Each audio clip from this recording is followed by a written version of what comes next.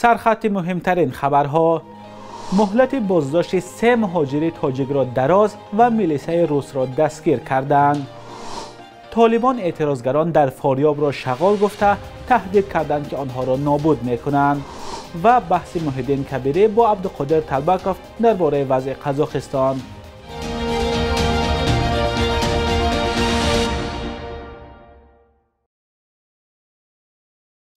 درود بیننده عزیز، هفته نوتان بخیر باشد. خوش آمدید به برنامه نوید بامدادی. شروع میکنیم با یک خبر دیگر. ترمفرای روز 16 ینور بار دیگر راه دوشنبه چناق را بست. شرکت متصدی نگاهبین شاهراه دوشنبه چناق صبح 17 ینور اعلام کرد که حرکت در 2 قطعه راه هنوز هم منع است، زیرا در آن جایها پاککاری راه از برف و ترمه ادامه دارد. بسته بودن یگانه مسیر از دوشنبه به شمال کشور ناراضگی مسافران را به بار آورده است که در 2 طرف راه درماندند. مسافران با نظرداشت پولکی بودن حرکت در راه دوشنبه چناق گفتند شرکت پلچینک ایرس باید 24 ساعت حرکت نقلیات را در این مسیر تامین کند، ولی دفتر مطبوعاتی شرکت در پاسخ به این انتقادها گفته است بستن راه به خاطر تامین بی‌خطری رانندگان و مسافران است. در بیانیه شرکت ایرس آمده است در منطقه ورزا بارشات و ترمفرایی به طور بی‌سابقه ادامه دارد. بیننده عزیز، در صورت باز شدن راه دوشنبه چناق خبرش را در سامانه azadi.org نشر میکنیم. راه مذکور از سال 2009 در اختیار شرکت ایرس است و این شرکت برای عبور از راه از رانندگان پول میگیرد.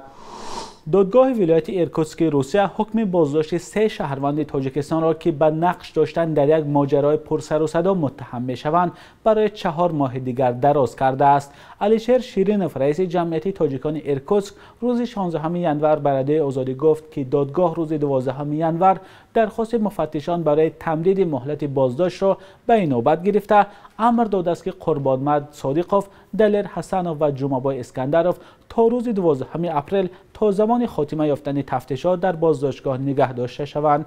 2 نفر اول به قصد کشتار و سومی به اوباش گمانبر دانسته شدند، هرچند خودشان میگویند اتهامات بی پایه و اساس است و آنها هیچ گناهی ندارند. هر 3 مهاجر کاری تاجیک در ناحیه زلرسک در یک واگن اقامت میکردند که روز 12 نوامبر سال گذشته از طرف چند ساکن ناحیه آتش زده شد.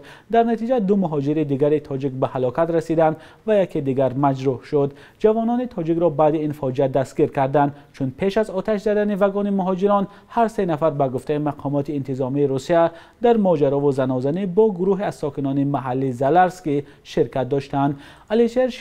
علیشیر شیرینوف رئیس جمعیت تاجیکان ایرکوتسک به رادیوی آزادی گفت اتهامات به ضد شهروندان تاجیکستان که جبر دیده هستند بی اساس است و گروه 4 نفره وکیلان دفاع سعی دارند که بیگناهی آنها را ثابت کنند. شیرینوف گفت یک افسر میلیسای روس که روز آتش گرفتن واگن زیست مهاجران به آسمان تیر انداخته است تا مهاجران از ترس بیرون نآیند. آخر ماه دکبر بعد مراجعت‌های پیوسته جمعیت تاجیکان ایرکوتسک و نهادهای رسمی تاجیکستان دستگیر شده است. در نتیجه آتش زدن واگن که کمیته تفتیشاتی روسیه اول کاری دست افراد ناشناس گفت 2 جوان تاجیک نسیم جان سیدعلی 21 ساله و سراج الدین گلزاده 19 ساله جان دادند.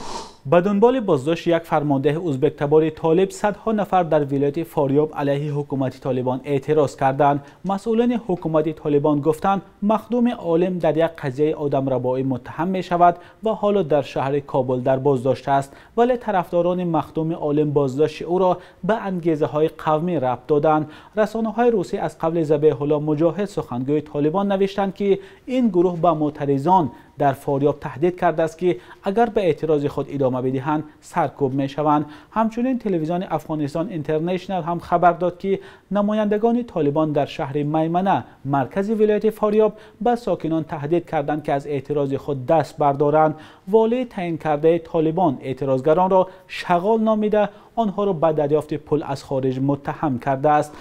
دعوت نیروهای سازمان پیمانی امنیتی دست جمعی به قزاقستان برای فرو نشاندن اعتراضها و یا به گفته رهبر قزاقستان محو تروریستان عقیده های گوناگون را به میان آورد. برخی از عملکرد قاسم جمعت توقیف پرزیدنت قزاقستان حمایت کردند، برخی دیگر گفتند و بیهوده ناراضیان و اعتراضگرانی کشورش را تروریست عنوان کرد. الکساندر لوکاشنکو رئیس جمهوری بلاروس گفت باید به تاجیکستان هم کمک کنند تا مثل قزاقستان نشود.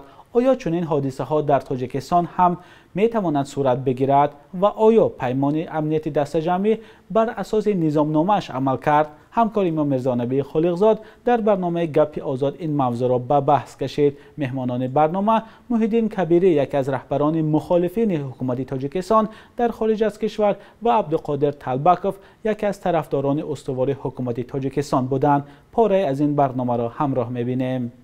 تاجیکستان باید از این واقعه چی سبق بردارد جناب طلبکوف؟ یکم، коррупсия باید ریشه‌کن کرده شود. خش و تبارچگی عموما باید محو گردد. وضع اجتماعی مردم باید پیوسته در مد نظر سرور دولت باشد و حکومتش.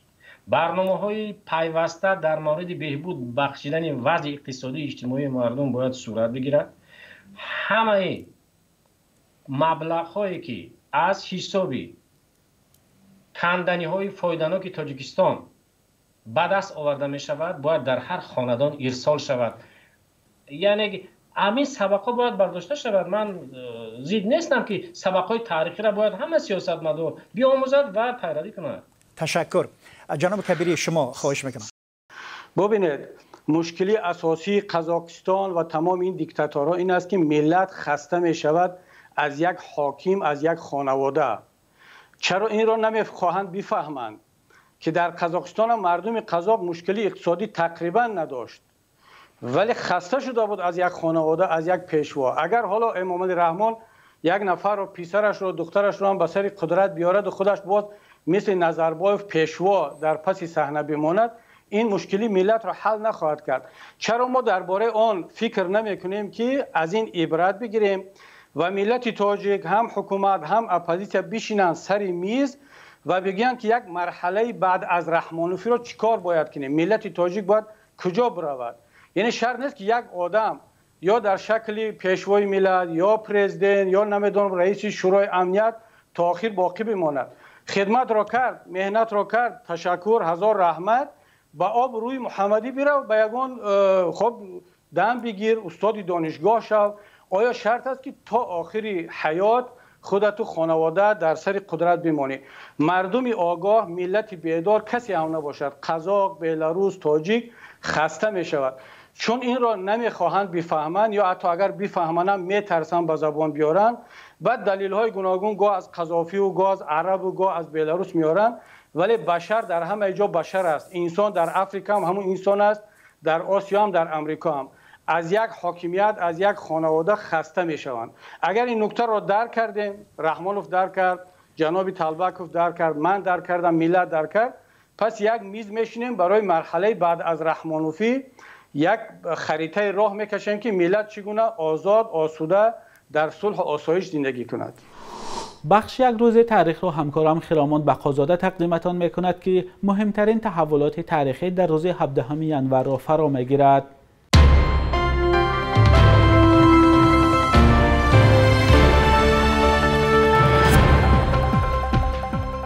17 январи соли 1995 горди президентӣ таъсис шуд ки соли 2004 ба горди миллии тоҷикистон тағйири ном кард.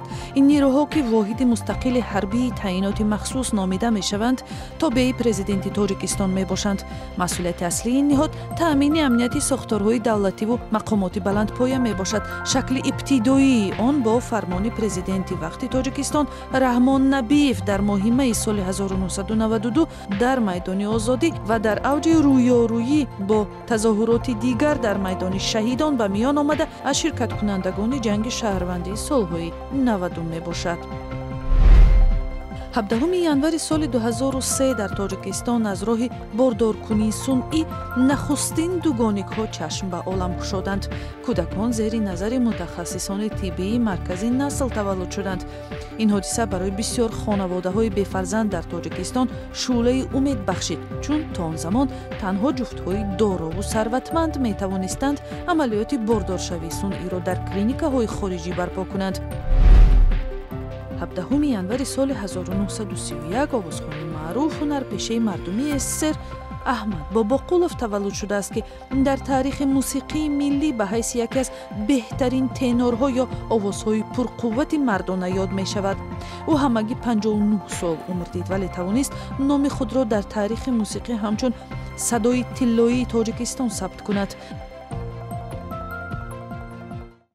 قرب روبل روسی در برابر اسعار ملی سامانه نظر به هفته گذشته کمی پست شده، ارزش دلار باشد به تغییر است. حالا در بانک‌های تاجیکستان 1000 روبل روسی را به 148 سومون و 20 درم عوض می‌کنند. 100 دلار آمریکایی باشد مثل دیروز به 1130 سومون برابر است.